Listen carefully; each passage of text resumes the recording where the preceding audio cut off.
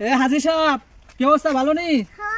ও যাক, রোজা রাখছেন, নামাজও পড়তেছেন না, তসবিহ গুনতেছেন, যাক হাজি সাহেব। তো এখন আপনি আমার সুদের টিয়াটা নিবেন নি?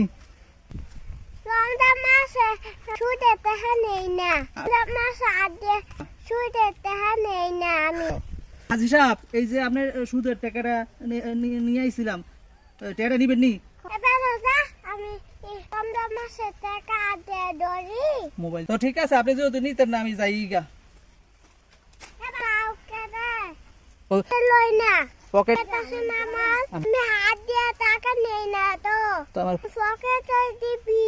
হ্যাঁ, ঠিক আছে, নেন আপনার পকেটে নেন। রমজান মাস এই হলো সুদখোরের অবস্থা, হাতে নিত না, পকেটে নিত রমজান মাসে সুদখোরের এটা।